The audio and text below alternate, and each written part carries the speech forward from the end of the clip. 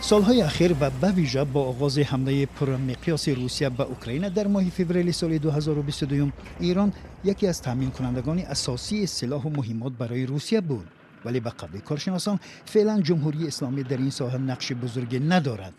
خبرگزاری بلومبرگ هفته روان گزارش داد که سر از سال 2021 ایران به روسیه به مبلغ 2 میلیارد و 700 میلیون دلار موشک‌های بالیستیکی و ضد حمله‌های هوایی فروخته است.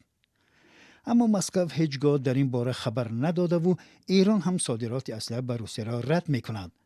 شارح مرکز نوی پژوهشگاه استراتژی یورازیا روسان سلیمانوف میگوید حاضر روسیه مثل 4 سال پیش به اسلحه و مهمات ایرانی احتیاج ندارد. تا جای میدانم تا 90% استحصال این پهپادها در روسیه به کمک ایران راه اندازی شده است. یعنی حاضر کرمل مثل پیشتر به اسلحه ایران نیاز ندارد.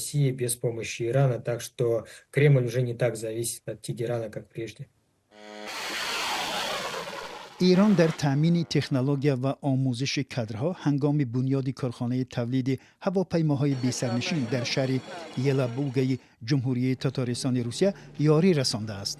طبق گزارش‌های رسیده محض در همین جا درون یا پهپادهای شهید با نام گران تولید می‌شوند. بر پای معلومات اوکراین هر ماه در روسیه تا 5000 نوع پهپاد دورپرواز و از جمله گران و گربه استحصال می‌کنند.